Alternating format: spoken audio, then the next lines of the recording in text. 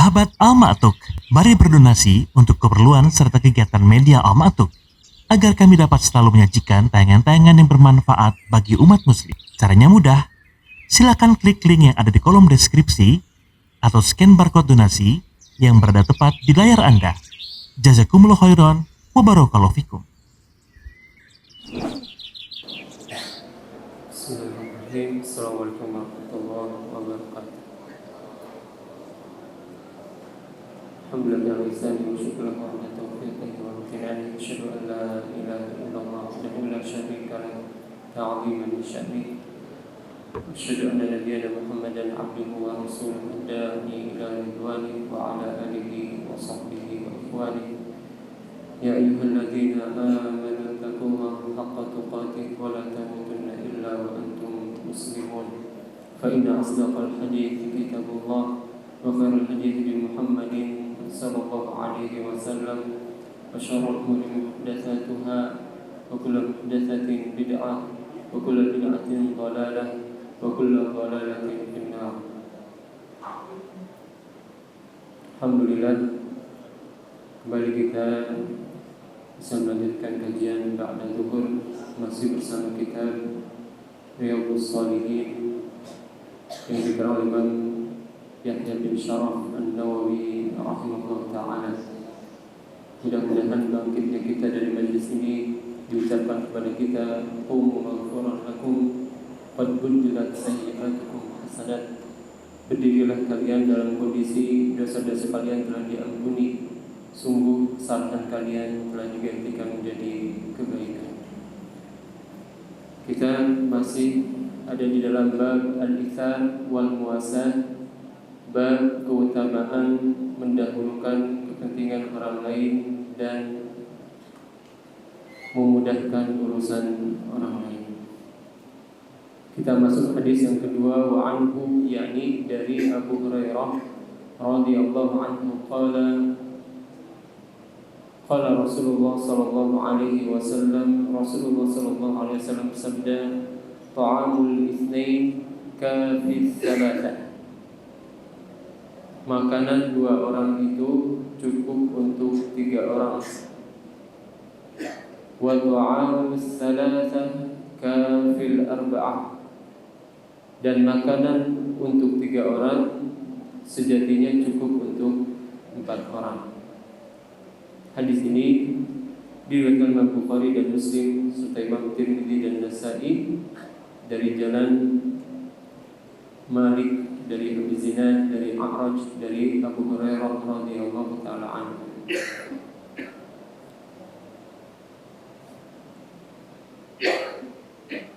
Dan terdapat riwayat yang lain dari Jabir bin Abdullah yang diriwayatkan Imam Muslim, ta'amul wahid yakfil itsnain. Makanan satu orang itu cukup untuk dua orang. Wa ta'amul itsnain yakfil arba'ah. Dan makanan dua orang itu cukup untuk empat orang. Wa ta'amul arba'ah yakfil tsamaniyah. Dan makanan untuk empat orang itu cukup untuk 8 orang. Jadi ada sedikit perbedaan riwayat. Kalau yang tadi 2 cukup untuk 3, 3 untuk 4. Kalau ini 2 cukup untuk 4, 4 cukup untuk 8. Maka kata para ulama bahwa hadis ini bukan untuk membatasi jumlahnya. Akan tapi hadis ini sebagai anjuran bagi kita bahwa makanan yang kita miliki itu bisa kita bagi dengan orang lain. Karenanya di antara faedah hadis ini yang pertama yaitu istihbabul ijtima' 'ala ta'am, disunnahkannya makan bersama. Wa alla ya'kulal mar'u wahdahu, dan disunnahkan seorang itu tidak makan sendirian. Jadi yang disunnahkan itu makannya bersama orang lain. Apalagi kalau dibuat satu nampan, itu lebih disunnahkan lagi. Tapi di kita ini orang sebagiannya itu risih makan satu nampan. Ya, tapi kalau santri tidak, insya Allah ya. Santri itu satu nampan, bikin mie di ember, itu santri. Ya, bikin apalagi sirup di ember.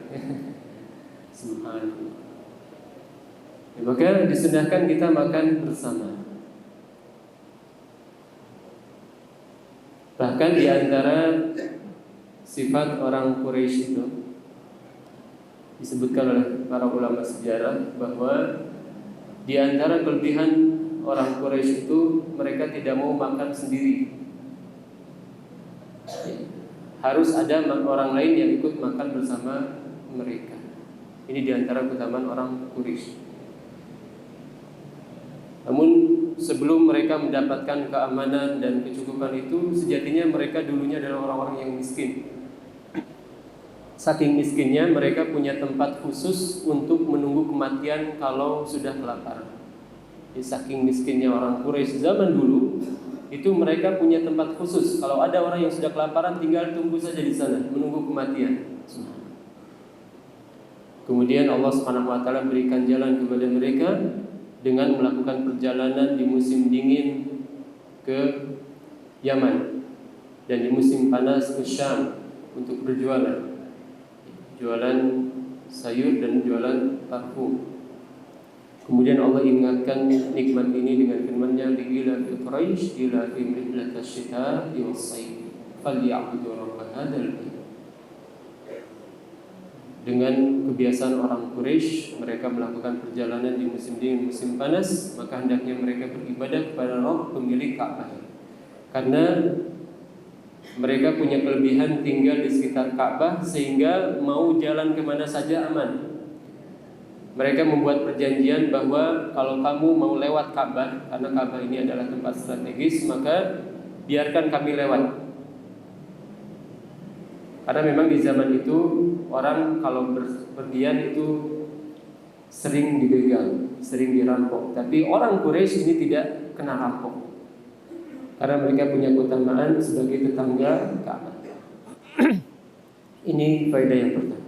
Faedah yang kedua, al-barakatu tatadha'af mal kathra wal ijtima' 'ala ta'am. Keberkahan semakin bertambah semakin banyaknya orang yang ikut makan. Kalau semakin banyak yang ikut makan, maka semakin banyak keberkahan yang kita. Kemudian faedah yang ketiga, al-haddu 'alal makarim wal qana'ah bil kifayah. Anjuran untuk qanaah dan berbuat baik dengan kondisi yang kita miliki.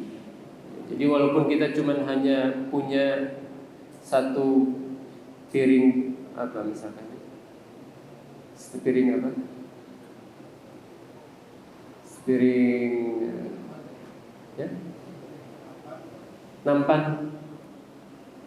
Ya. Ya, satu piring, satu nampan.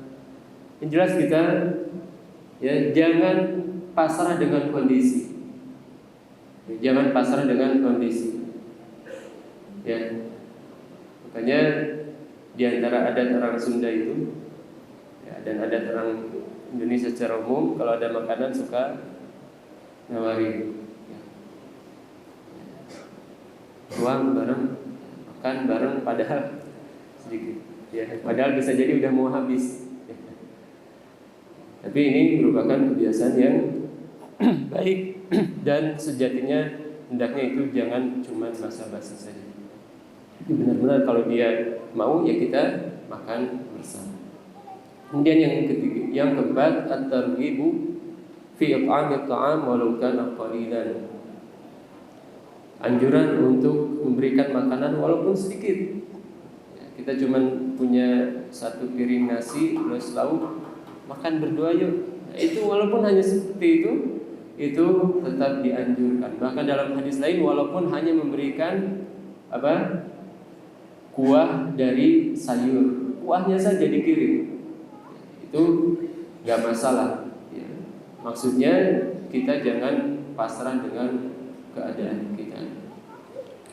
Maka di sini mengajarkan kita untuk qanaah, dan sebagaimana kata Imam Syafi'i, idza ma kunta qalbin qanu'in fa anta wa malikud dunya sawa'u. Jika engkau adalah seorang yang memiliki hati yang qanaah, maka engkau dan pemilik isi dunia ini sama, tidak ada bedanya. Ya. Dan kalau kita sudah qanaah, insya Allah kita tidak akan mencari jalan pintas. Ya. Syekh Abdul Razak Al-Badr beliau bercerita bahwa ada seorang yang beliau kenal sendiri dan beliau dengar langsung ceritanya dari orang itu. Orang ini punya tetangga yang dikenal gak punya penghasilan. Dia gak punya usaha, kerja enggak, tiba-tiba kaya. Heran. Akhirnya kata temannya Syekh Abdul Razak ini, kenalannya Syekh Abdul Razak ini, beliau datang kepada orang tersebut bertanya, kira-kira apa caranya kok Anda gak punya usaha, gak punya pekerjaan, tahu-tahu banyak uang? Ya.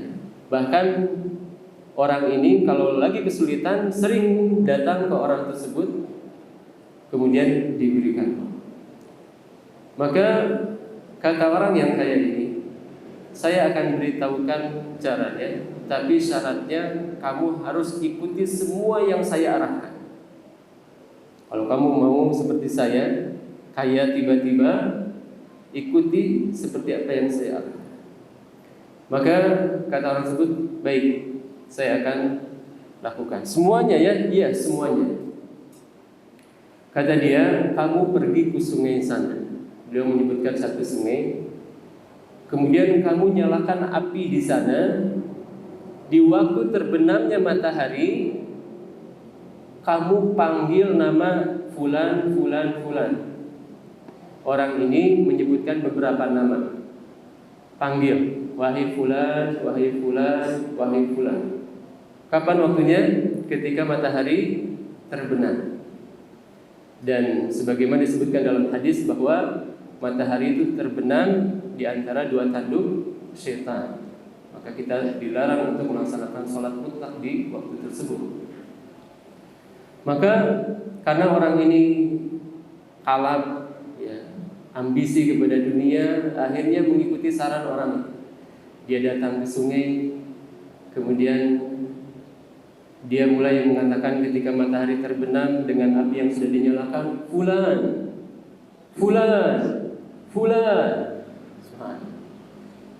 Tiba-tiba keluarlah sosok dari dalam sungai. Kemudian sosok ini mengatakan, wahai fulan. Ini jin itu, Pak. Kita itu nggak usah kenalan sama jin, Pak. Jin itu kenal kita. Ya, dan ini kan kejadiannya sering, ya. Kalau kita ngerti orang, kita nggak usah kenalan. Dia tahu kita. Oh, ini Pak Ustadz ngajar di sana. Bahkan ketika kita belum masuk, masih ada 2 tembok lagi, dia sudah manggil kita.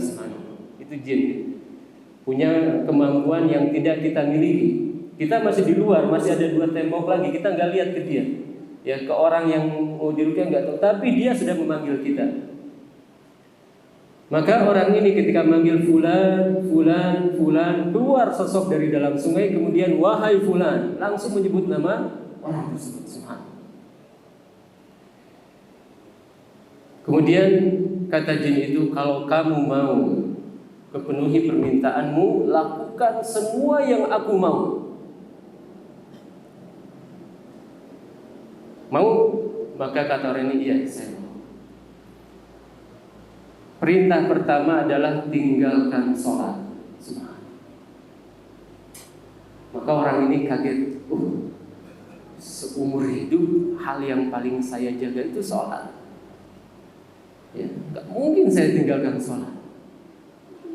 Maka beliau katakan, kalau sholat saya tidak mau. Akhirnya terdengar suara yang sangat keras sampai menggema, menunjukkan bahwa jin itu marah. Kemudian jin itu pergi. Selesai, maka dia langsung pergi ke orang kaya yang memberikan cara dia seperti itu. Dia ceritakan bahwa saya sudah mengikuti, ternyata ada sosok yang meminta saya meninggalkan sholat dan saya nggak mau. Karena sholat adalah sesuatu yang paling saya jaga dari kecil. Maka orang itu pun marah. Karena dia khawatir jinnya itu marah sama dia. Kok bisa-bisanya kamu ngirim orang yang gak mau nurut sama saya? Ya, maka ini menunjukkan kepada kita bahwa salat adalah sesuatu yang luar biasa mencegah penyesatan setan kepada kita. Ya, dengan sebab salatlah orang ini bisa terjaga dari kesesatan setan. Dan ini menunjukkan kepada kita bahwa ya, kalau ada sesuatu yang aneh, ketahuilah itu biasanya di sana ada pelanggaran syariat. Tiba-tiba kaya, nggak ada sebabnya apa-apa. Tiba-tiba buah atau tidak, ya, maka itu biasanya ada pelanggaran syariat. Demikian juga bisnis-bisnis yang menjanjikan kekayaan instan itu biasanya ya itu ada pelanggaran syariatnya. Ya, misalkan bisnis multi level marketing, ya, dengan dijelaskan sistem piramida, Bapak cukup ngasih segini, Bapak diam saja gak usah kerja, nanti setiap bulan Bapak akan dapat sekian. Ya, dan ini pernah disampaikan kepada salah satu orang tua Ustaz sini, kata Bapak Ustaz itu, teka hati Bapak mah, tegawe jual menang duit, nggak ngerti saya kok nggak kerja bisa dapat uang. Akhirnya Bapak ini tidak mau menerima ajakan bisnis MLM itu. Ya, maka yang jalan-jalan singkat seperti itu biasanya menunjukkan bahwa di sana ada pelanggaran syariat. Mudah-mudahan Allah SWT menjadikan kita hamba-hamba yang qanaah, hamba-hamba yang bisa memiliki sifat bisa mendahulukan kepentingan orang lain. Wallahu a'lam. Sallallahu alaihi Muhammad wa akhir da'wana alhamdulillahirabbil alamin. Subhanakallahumma wa bihamdika asyhadu an la ilaha illa anta astaghfiruka wa atubu ilaik. Assalamualaikum warahmatullahi wabarakatuh. Sahabat Al Ma'tuk, mari berdonasi untuk keperluan serta kegiatan media Al Ma'tuk agar kami dapat selalu menyajikan tayangan-tayangan yang bermanfaat bagi umat muslim. Caranya mudah. Silakan klik link yang ada di kolom deskripsi atau scan barcode donasi yang berada tepat di layar Anda. Jazakumullah khairan wa barakallahu fikum.